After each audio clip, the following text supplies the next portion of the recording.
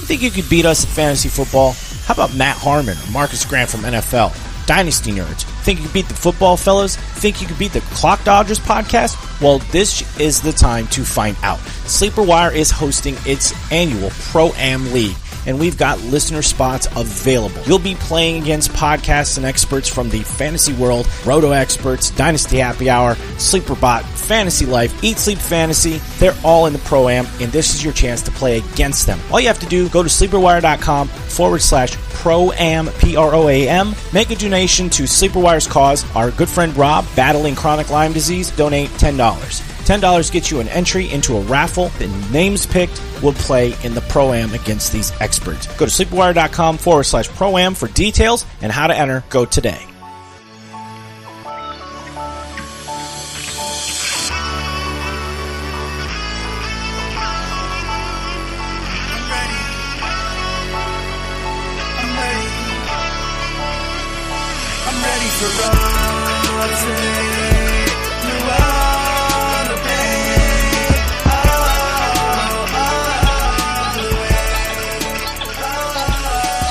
Welcome, everybody, to another episode of the SleeperWire podcast. Yeah, come on! Woo! That's right, I am your host, Nick Summerall, getting all jazzed up because we got a mock draft for you guys again tonight. That's right, Monday, it's all about the mock drafts up until the season, but I don't do this shit alone. That's right, I do this with my co-hosts, Mike, and our producer, Steve, is joining us on the show today. What is up, fellas? What's happening, man? How are we doing this evening? Not too bad, man. Steve, how about you, man? Picking the 12th spot after me in this mock draft. What is that about? You trying to take the guys I want?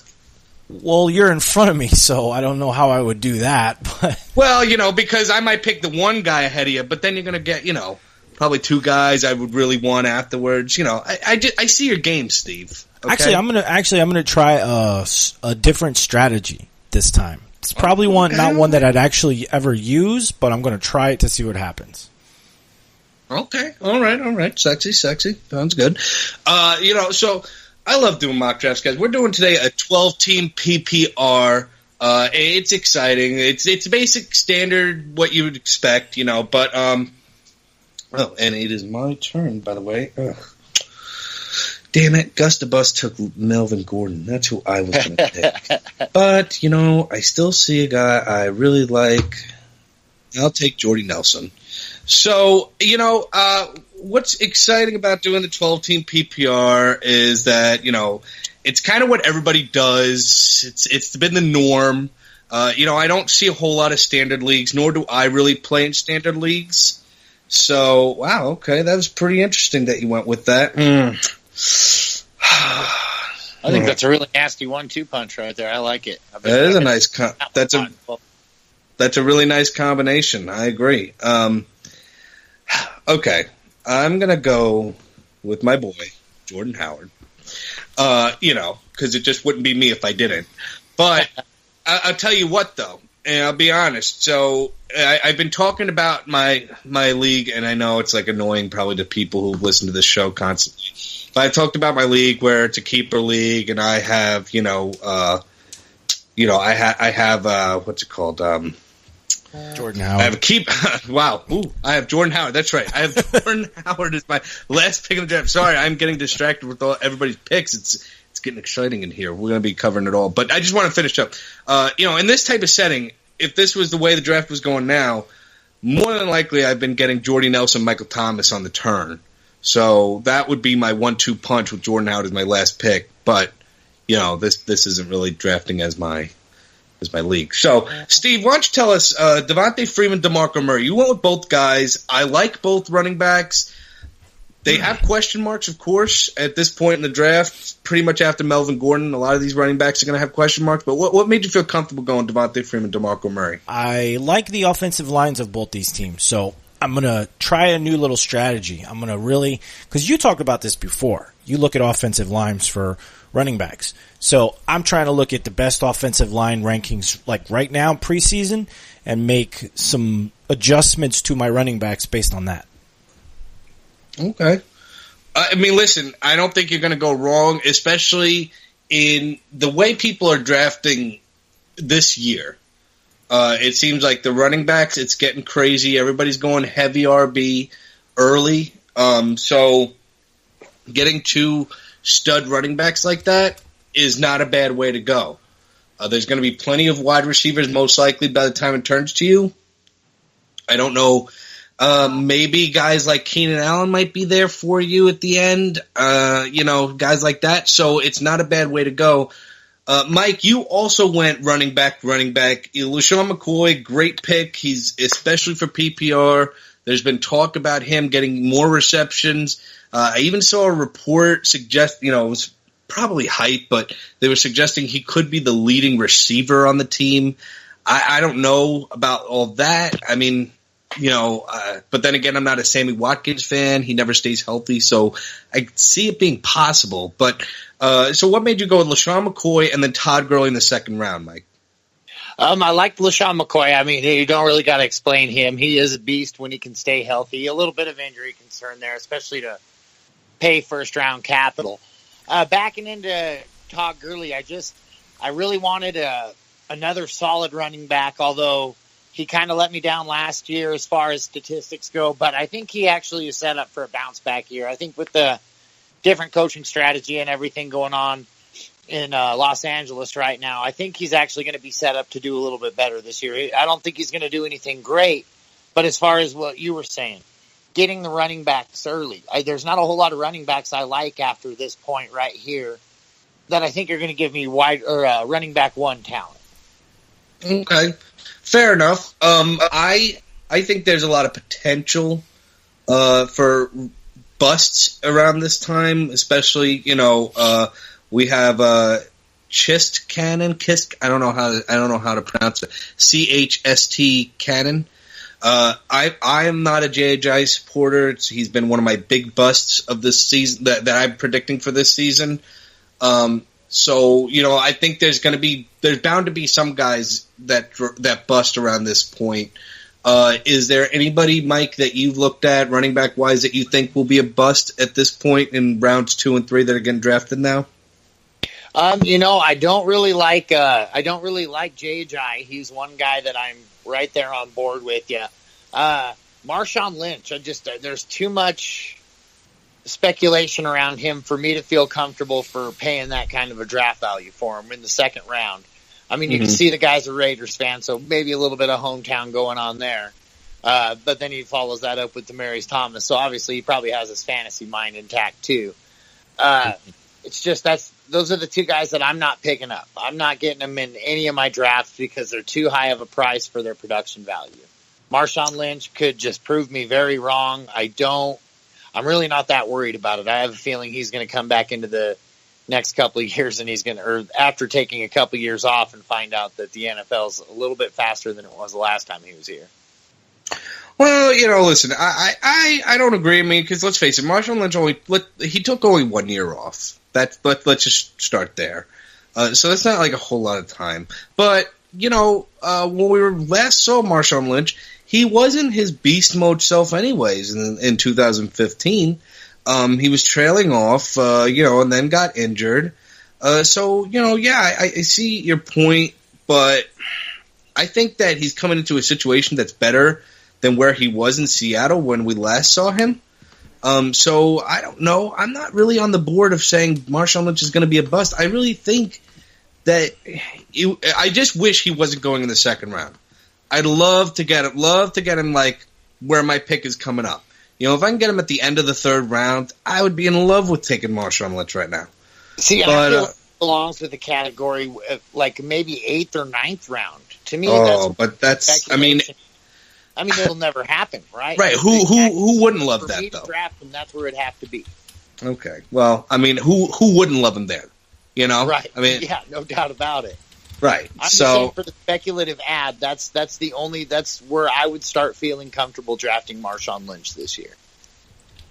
Yeah. I mean, so it's up to me.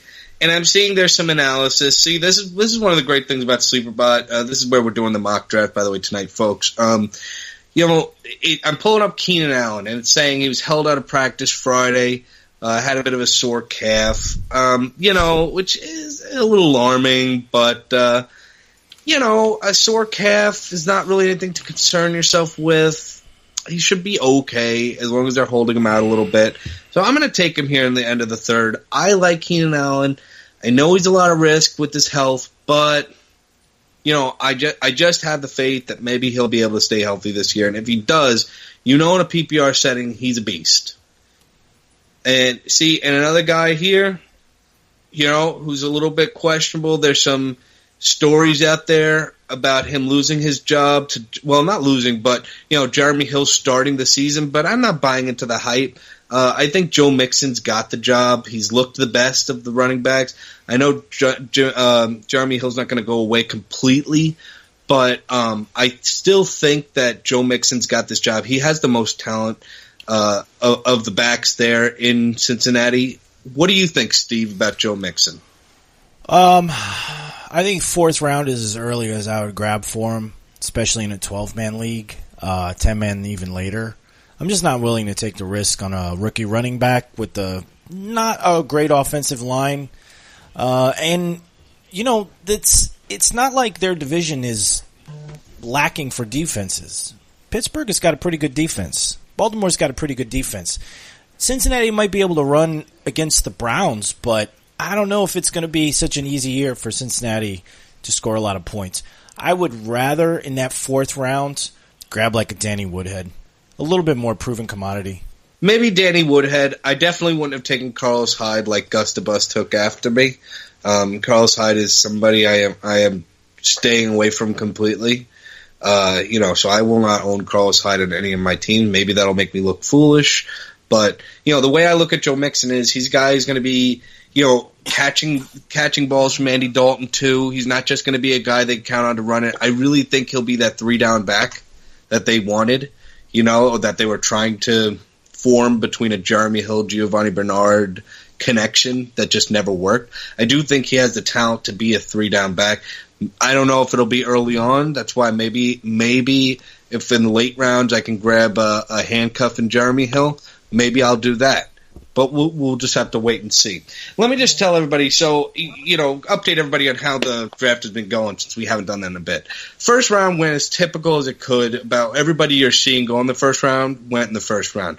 Then DeMarco Murray, Jordan Howard, Michael Thomas, J.J., Todd Gurley, Amari Cooper, T.Y. Hilton, Gronk, Marshawn, Dez, Brandon Cooks, DeAndre Hopkins. That was your second round. So then, Christian McCaffrey, Leonard Fournette, Lamar Miller. I mean, these are all guys that we're seeing. I mean, we're not seeing anything typically different than what we've probably been mocking so far. I mean, Ty Montgomery in the third, Mike, I think that's high.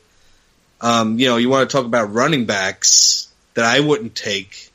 Ty Montgomery's a guy. I definitely don't want that early in the third. What were you thinking there?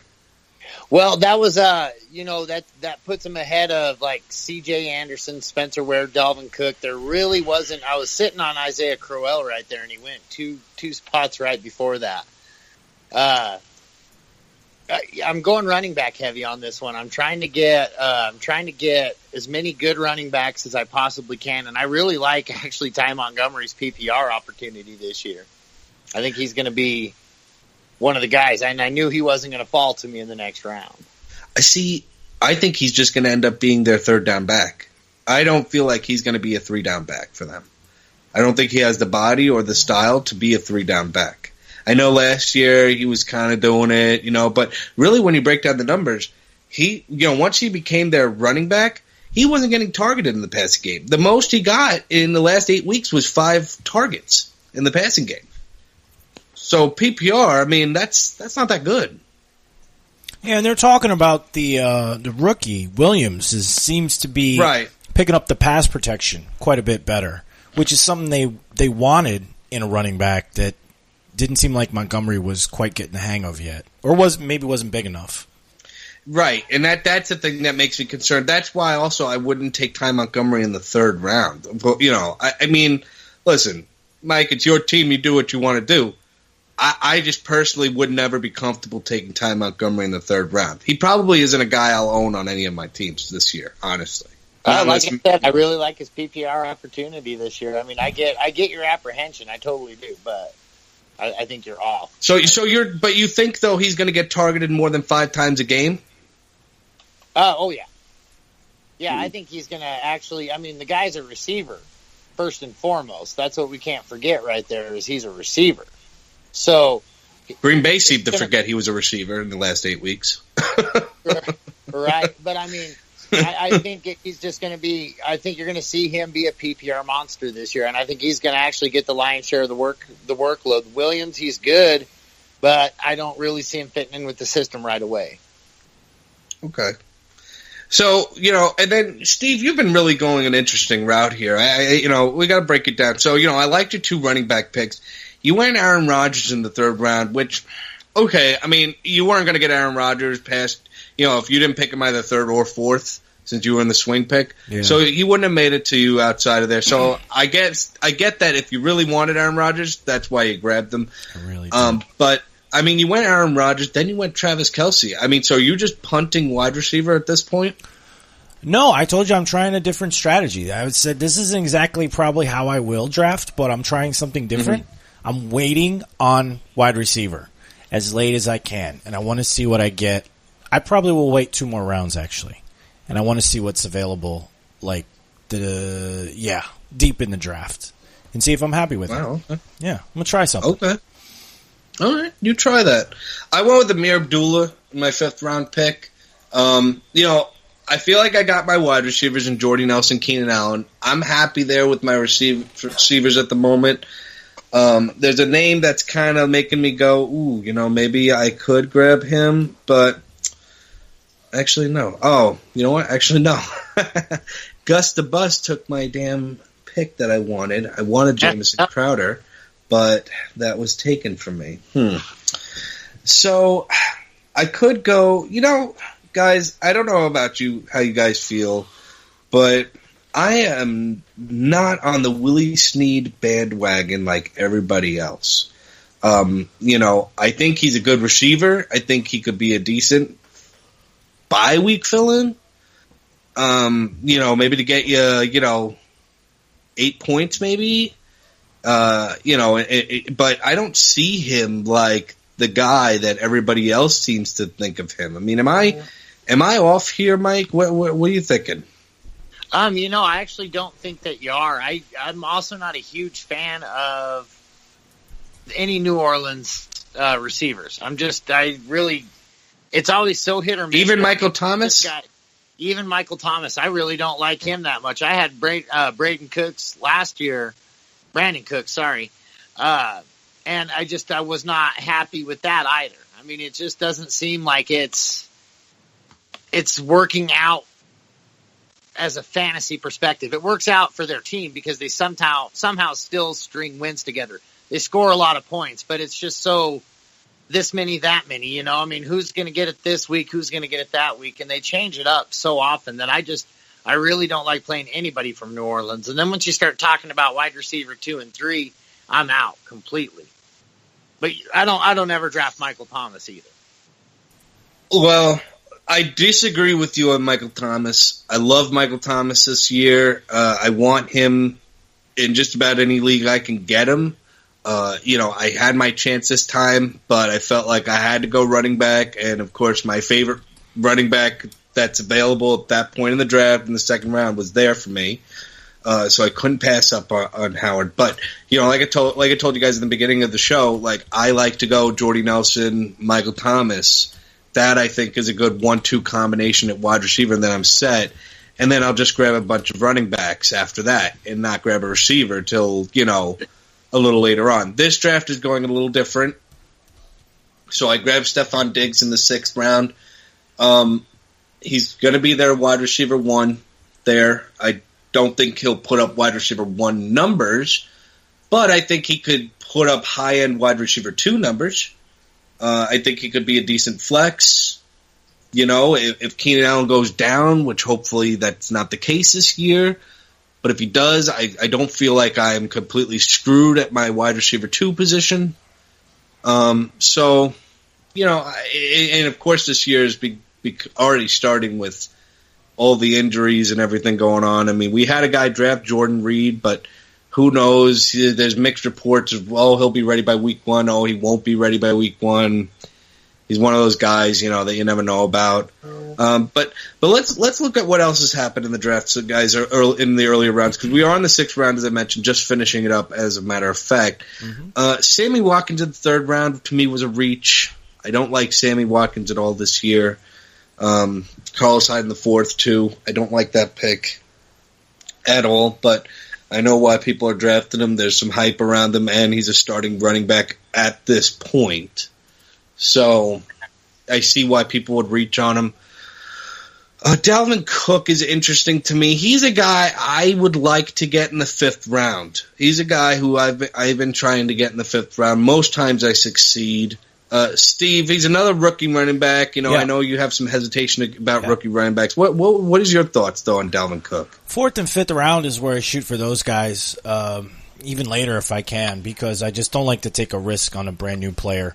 Yeah, you can get all the good, rumors from training camp, and boy, he's really gelling well with so-and-so, and everybody likes him, and he's popular in the locker room, but until you get into a real competitive situation, it's really hard to judge how that guy's going to do for fantasy, and so I like to wait on those. I mean, by all means, if you want to draft Christian McCaffrey in the 3rd round, be my guest. I'd love to play with people like that in the league, because then, I can grab good talent way afterwards and no problem. But you asked me about Dalvin Cook. I don't know. Haven't seen anything on him yet. That's surprising. I mean, there's been quite a bit on him, actually. He's been looking great in training camp. He's on the depth chart. He's listed as their number 1 over Latavius Murray. So you got to think at this point he's going in to the season as the starting running back, which in itself is already impressive. That's what makes me, because Joe Mixon, there was a report saying that, a Cincinnati reporter saying that he would be surprised if Jeremy Hill's not the starter week 1. And, you hear all that kind of stuff about, Christian McCaffrey, they want to get involved, but Jonathan Stewart's going to be there. Leonard Fournette, they listed on their depth chart in Jacksonville as a co-starter. You're hearing all these reports on these, talented rookie running backs that we're all looking to see, what could they become this year? Could somebody become the next Ezekiel Elliott of this year or the next Jordan Howard of this year? That's what everybody's trying to chase for. And, there's a lot of mixed reports on most of these guys. The only one, to me, that seems like there's not is Dalvin Cook. That's what makes me so much more interested in him than really any of the rookies. I just like Joe Mixon's talent better. That's why I took him where I did and not Dalvin Cook. But, Mike, am I off here on Dalvin Cook, or you think you're seeing the same thing as me? I like what I'm seeing over there. The one thing that gives me a lot of apprehension over there is the Minnesota line. I'm just really not on board with what that team can do as far as the run game. I don't see them being very successful on offense this year. I think their defense is going to be pretty solid, but I just don't really see a lot of offensive production. I like people like Kyle Rudolph better on that team. Stephon Diggs, not so much, or Adam Thielen, I'm really not too high on either. Not hooked on a Thielen there? Yeah, it just doesn't seem like they're going to be a high-octane, high-volume team. So that's what gives me the apprehension about Dalvin Cook. Now, in comparison and contrast to Joe Mixon, I really like Joe Mixon this year. I think that's going to be a really easy job to get. I think Cincinnati, if they can kind of get their tempo going in a game and play the game they want to play, they are a fairly run-heavy team, and they will punch the ball down your throat. Whereas Minnesota, they want to, but they just don't have the line for it. So I like him. I like Mixon over Cook. I definitely will be grabbing Mixon over Cook in most of my drafts if I'm going to grab a rookie that early. I'm more with Steve on that aspect. I need to see him on the field before I start going crazy. Nick, can I ask you something about, because you mentioned 2 rookie players last year. You mentioned Ezekiel Elliott and Jordan Howard. Personally, I think a lot of people heard or saw Ezekiel Elliott, saw his talent, and then saw the situation that he found himself in Dallas with that offensive line, and put 2 and 2 together and said, this guy has a very good possibility of being really good this year. Sure. But you're a Bears fan, so you're the perfect person to ask. Did you feel the same way about Jordan Howard? And if so, preseason, like before the season, why did you think he was going to be such a superstar? Honestly, I didn't. I didn't see the writing on the wall for Jordan Howard. That one, I did not. I did not make that prediction last year. I didn't know what was going to happen. Jeremy Langford had the job in the beginning of the season. I thought he'd be okay. I really wasn't 100% sure of what we had in Jordan Howard. I mean, there was talk that maybe he could overtake the job because Jeremy Langford didn't look extremely great. What he was doing the season prior. So no, I didn't see the writing on the wall for Jordan Howard, especially to do what he did when he had the starting role. All right, that helps me.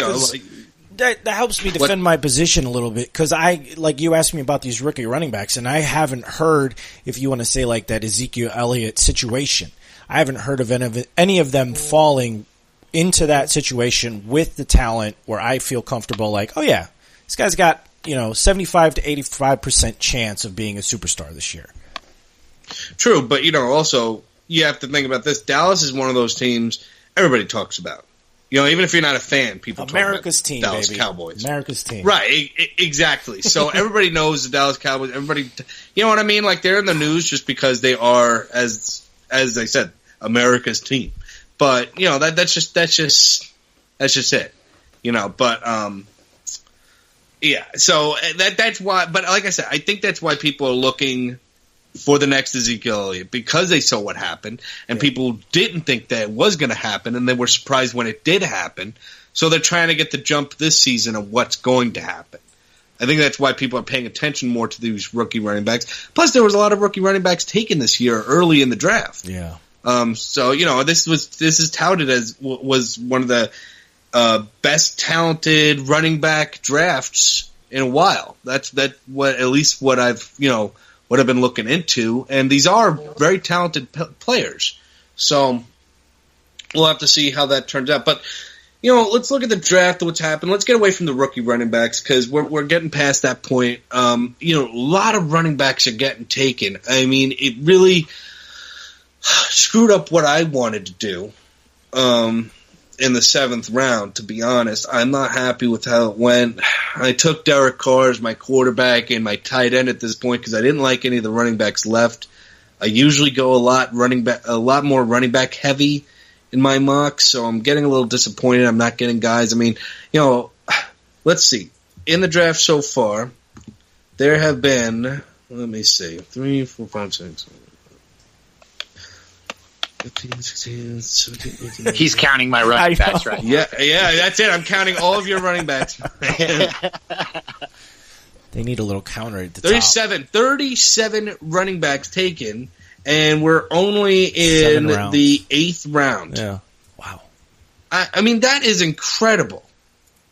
I mean, now we got, Derrick Henry's gone. Theo Riddick's gone. I mean, somebody in the beginning of the 7th round, for God's sakes, New England Fan 12 took Terrence West.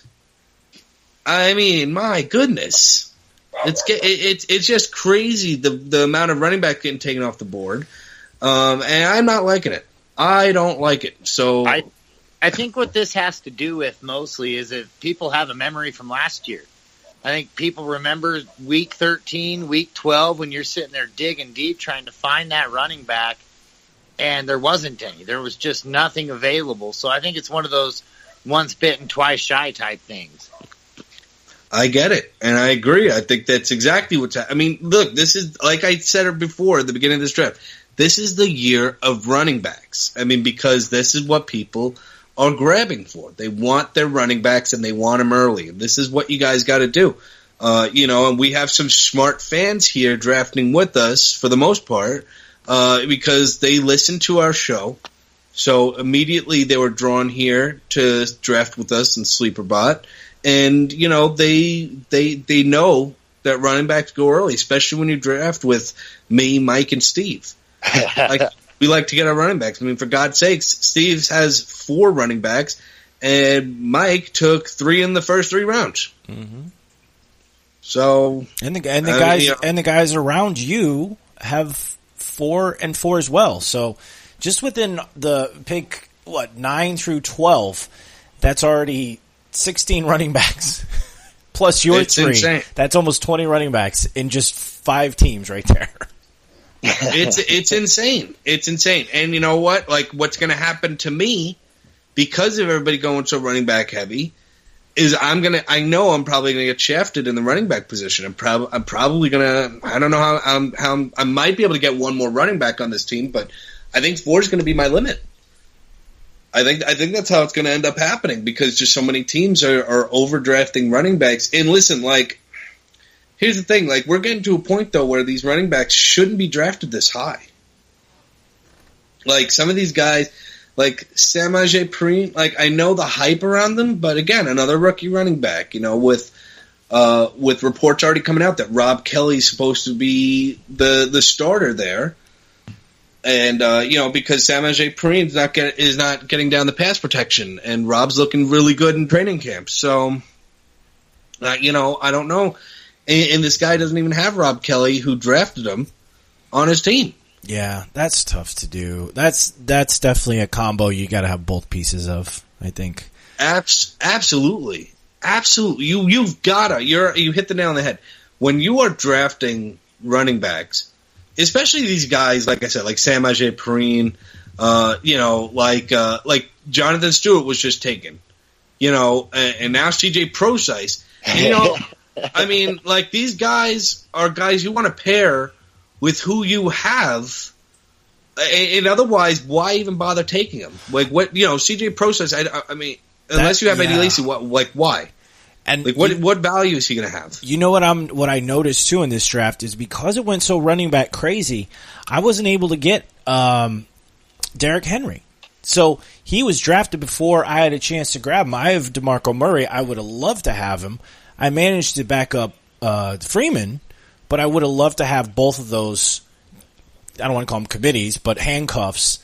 And they, like, people are grabbing whoever is available. Any name they recognize that might actually hold that football and run down the field a few steps. Yeah, you know, what's crazy, too, is, you know, looking at this draft right now. So, 1, 2, 3, 4, 5, 6, 7. So, Doug Martin went in the 7th round. His handcuffed Jacquizz Rodgers went in the 8th round to a different team. I mean, it's insane. You know what? I mean, I love you fans for joining us today, but you guys are, wow, surprising me. Really surprising me. It's incredible. Running back vicious. Right? I mean, look, I got to go with James White here. I don't see him as a handcuff. I see him as a guy who's very involved in the passing game, who's a running back. And that's what I have left. That is my 4th running back because that's what's left. You know what? I didn't even see Rob Kelly out there. Jeez, I just mentioned he's the starter, and Steve, you cleverly took him, and you took Jordan Matthews, who I do like. You slept on Fat Rob. That's what'll happen. Well, you know, he is a nice pillow. That's what I like to sleep. I like to sleep on Fat Rob. Oh, boy. See, and now there's running backs left. Like, I'm looking, you know, Matt Forte, I don't want any piece of. Especially after the Quincy Enunwa news, you know, which, in case you guys haven't heard, is on the IR with a neck injury, so he won't even be playing for the whole season. Thomas Rawls. You know who I'm going to take here, and I'm going to follow the trend that everybody else has. I'm just going to follow the trend because I need running backs. Murray. I'm taking Jamal Williams here. Oh, nice. I don't have Ty Montgomery. I have Jamal Williams in case I'm right. That Ty Montgomery isn't going to be the starter when the season starts. So, well, yeah, you would hope so, Mike. If this were catching the ball a lot because he's on my team. Yeah, that's why I'm saying you would hope. No, I make phone calls and stuff. Oh, yeah, you make phone calls, huh? That's interesting. Yeah, you got an in. You got an in at training camp. All right. Nice. You know, here's the one thing now I'm starting to think about is, like, you know, I mentioned before earlier on, I'm going to try to get Jeremy Hill as my handcuff. I don't know if that's going to even happen now. Yeah. Because I've got 3 wide receivers. Now I've got 5 running backs. One that I'm like, I don't know if I even really wanted him, which was Jamal Williams, but I took him because there's not a whole lot left. And, you know, but I got my quarterback and tight end. So at this point, for the next 5 rounds, 3 of the 5 rounds, I'm going to be drafting just bench spots and, just stocking up on sleeper picks at this point. Before I get my kicker and defense. But this is just an interesting draft to me. But let's look at some other things that are going on that have happened in this draft. Besides the amazing amount of running backs that have gone. So, there's guys I see as wide receivers that we always say the wide receiver position is pretty deep. I don't know, guys. I feel like this is the most shallowest wide receiver pool there has been in a while. Am I crazy, or is anybody else here agree with me? I don't know. I mean, I just grabbed Rashard Matthews in the 12th round, and I really like how he's going to do this year. I think he's going to be just as good as he was last year, and he was a wide receiver one plenty of weeks. So he was before they drafted Corey Davis and signed Eric Decker. You really think Rashard Matthews is going to be a number one again? I don't. I don't think he'll be a number one. I think he'll have weeks where he's a number one. I still think he'll be a good fantasy value. See, I don't know. Maybe I'm just too much of a. When I try to draft players, I'm not satisfied unless I think the person's going to be consistently putting up double-digit points a week. If I don't have a guy who I think can put up double-digit points every week, I'm not happy with the player. I don't know. I don't like to guess what week a guy's going to do well. I like to play different matchups, and I like to have good options when it comes to those matchups. God, it sounds so annoying. Why would you want to play the matchups? Why not just have a guy that's good every week? But how many guys? Nick, every round, right? How many guys can you actually draft on your team that you feel like there's got to be a round at some point where you're like, okay, there's no more guys I feel that are consistent double digit every week, right? Well, my sleepers are guys that I see. Listen, when I pick sleeper picks, I don't pick sleeper picks because I think, they could be good some of the games. I pick sleeper picks because I think they could be good every week. If they start, right? That's, huh? Like if they start or if they become full time. Right, exactly. Like if these guys who is one of my sleep, like Joe Williams, for example. He may not start if they don't cut Carlos Hyde on the 49ers, but I don't see Carlos Hyde being the start of the whole season. Gotcha. Okay. And once that's the case, I think Joe Williams will be the starter, and I think he'll do well each week. I'm a believer in trying to get those guys that are like the rookie running backs. Like last year, somebody did get Jordan Howard on their team, like me, and when Jeremy Langford went down, that was it. Jordan Howard became your starter, and you didn't look back. You were getting double-digit points almost every week from him. Mm-hmm. So I don't know. I'm just not a believer. I look at guys like I don't know, like we talked about before, Willie Snead. I don't believe he's a guy I could put in my lineup every week. I don't want to draft a guy like that. Yeah, but not until late. Not until late. I understand that gets to a point, Steve, because I think I know where you're going. I know that gets to a point, Steve, where you just have to draft guys because there's not a lot left, and it could be. Or at least a boom or bust type of guy that you just have to draft because there's no options left. Well, and you don't want to play against him also. You'd rather have that weapon on your team and not use him every single week than have somebody, run up against somebody who does have him when he blows up. Well, of course. Nobody wants to play against a guy who's going to blow up against you. But at that point, sometimes those guys are hard to predict. Well, for Snead, for example, if Michael Thomas had a season-ending injury, would Snead not become a double-digit point a week guy? I don't think he could handle double coverage. I don't think he's the type of guy that has that breakaway talent that can get away from defenders to be able to get himself open. I think if Michael Thomas goes down, that team offensively is pretty screwed. But that's just my opinion. Oh, it's good. It's good info. Yeah, I just think Michael Thomas is one of those guys that can break away from the defender, that will have can get up there, and get the ball easier than Willie Snead can. That's just, Willis needs a better, slot guy. That's his role. Right. But, looking at this draft, I don't see, I'm trying to look to see if there's anything I would question at this point. Steve, is there any picks that you'd say you're like, whoa, why did this guy get drafted at this spot? Two that I noticed, and it seemed like they went opposite directions. So either Kyle Rudolph went up, and Martellus Bennett and Tyler Eifert went down. One of those two things happened because I haven't seen Rudolph get drafted before either one of those guys at all yet. And for some reason, it seems like Martellus Bennett's getting drafted a lot earlier. So I'm kind of curious why he fell so late. So Kyle Rudolph has been going within the top 10 tight end, more so top 7 actually from what I've been seeing. So Kyle Rudolph's been going up there. I think the problem with Martellus Bennett and Tyler Eifert, here's my thoughts. Tyler Eifert, for one, we know his injury history. That is just well known. And when he isn't injured, he's just good for maybe a touchdown or two every other week. He's not consistent enough to me. And then Martellus Bennett, Green Bay and the tight end position haven't really mixed since Jermichael Finley. So even Jared Cook didn't really put up great numbers last year. So that's my opinion on what's going on. Sorry, guys, I am trying to sift through the junk that is left here. My time's up. So, no, it's okay. You can choose you started the draft, so you can choose a player.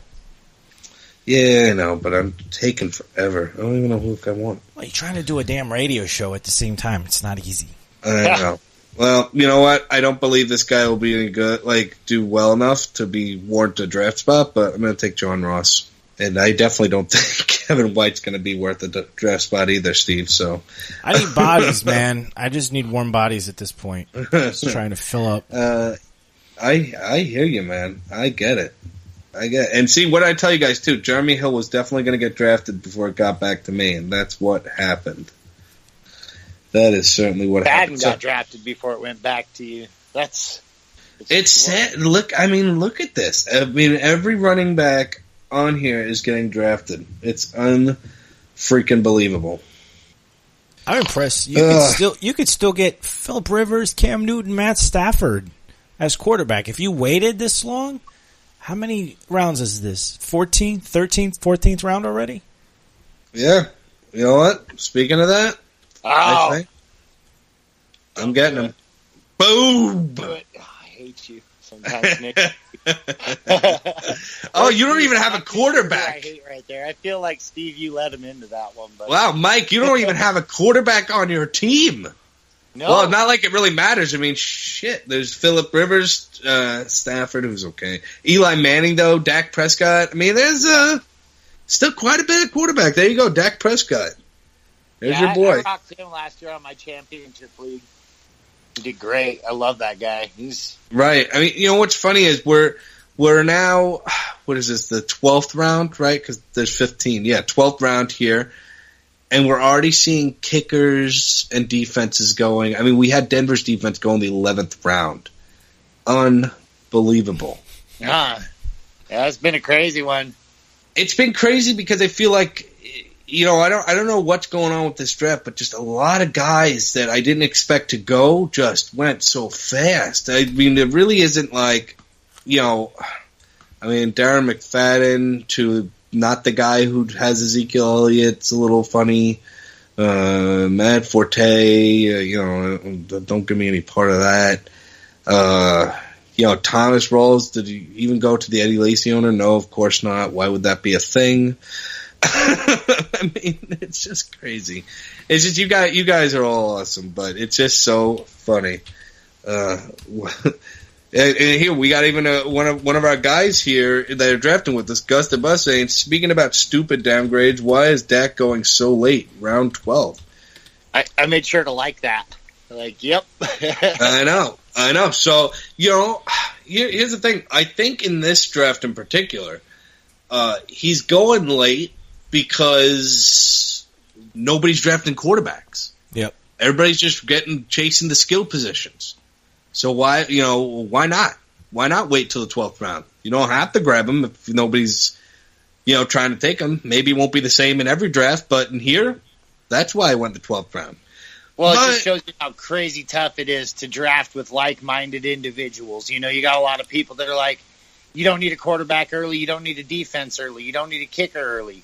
There's all these streamable positions. Tight end's another one.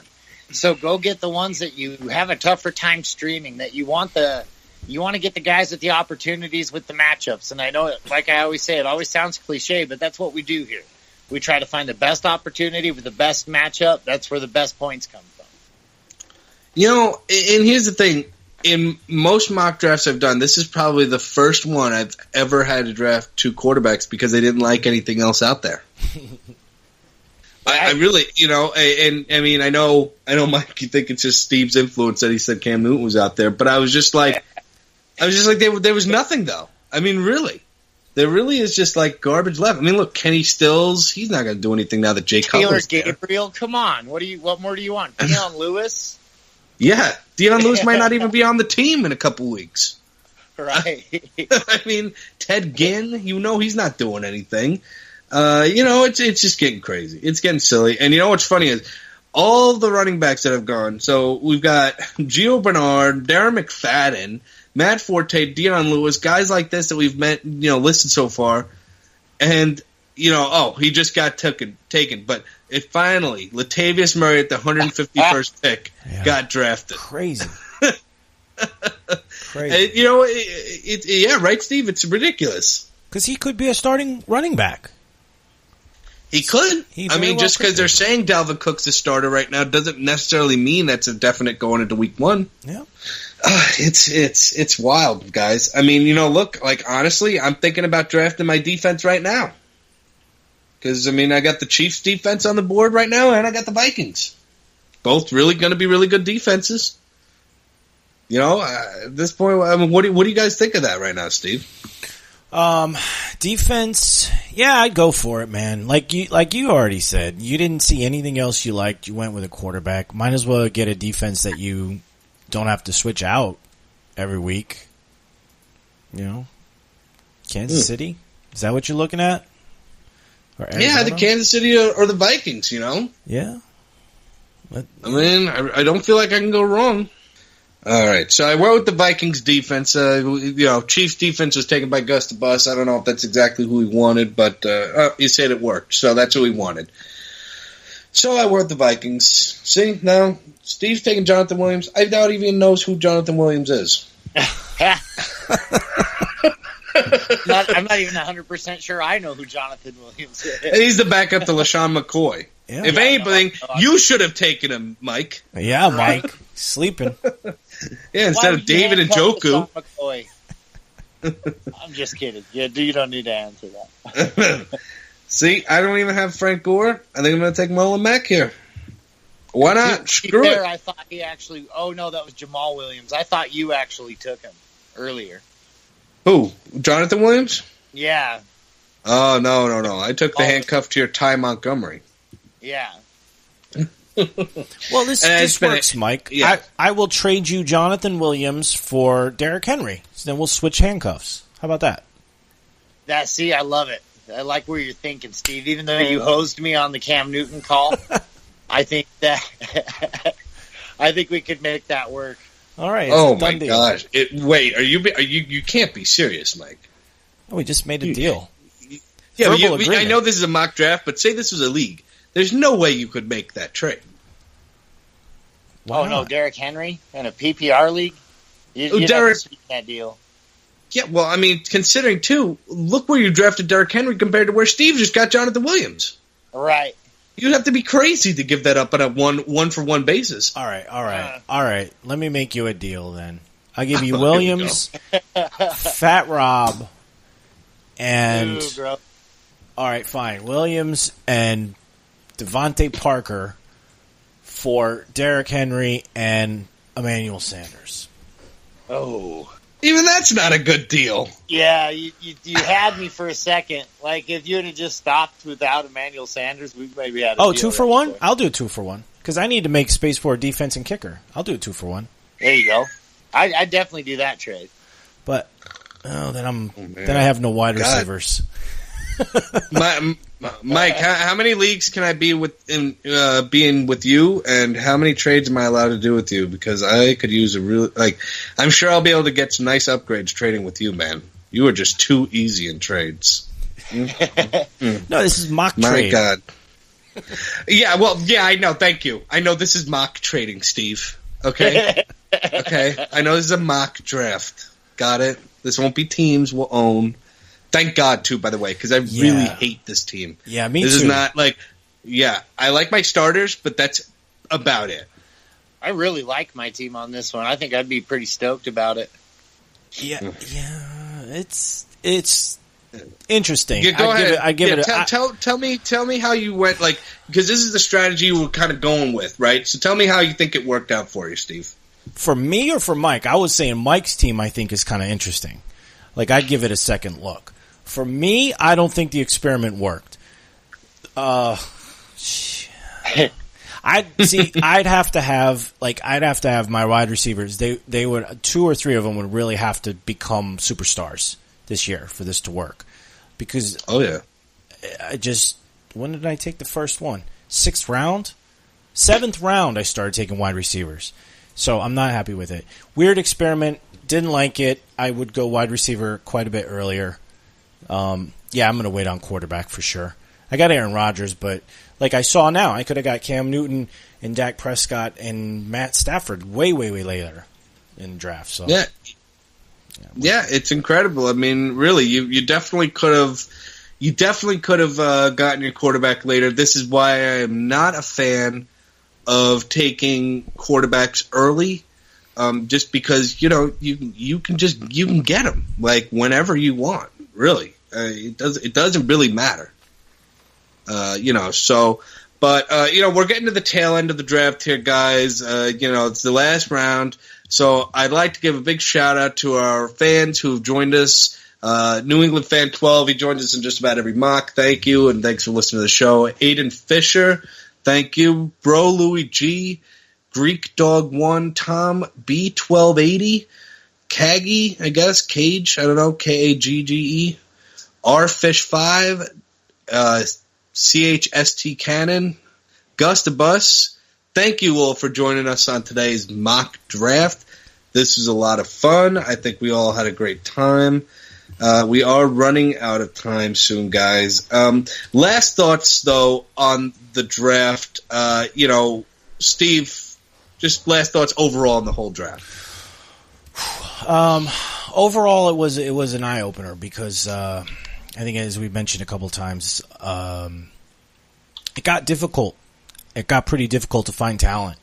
So, if I just look real quick over the teams, who pops out at me? Who I think would be a challenge?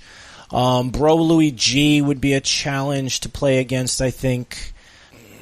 Man, Tom B 12 Daddy or 12 Addy. Not bad. Not great. Not bad. Scary. His running backs are a little weak. Yeah, I think Cage probably did the most balanced team, I think, at this point. And Nick. Yeah, thanks. Yeah, I agree, Steve. I think it did pretty balanced, too. Yeah. Which one was you again? SW Nick? No. Yeah, you did. I mean, you did. I think you did as well as you could from your spot with what was coming to you. I think you did very well. If I'm being more, humble, yes, I think I did the best with what I could. With what was available to me. I think this is the best I could have done. I mean, looking at how many running backs were just going so fast. I mean, I didn't expect the amount of running backs to go between the 4th and 5th round after I took Joe Mixon. I was just kind of blown away. And then, of course, even, the 6th and 7th rounds, too. There were a lot of running backs I was looking at that point that I thought I could get, like a Doug Martin, even Frank Gore at that point I thought I could get. You know, there were options I thought that would have fallen to me that definitely didn't.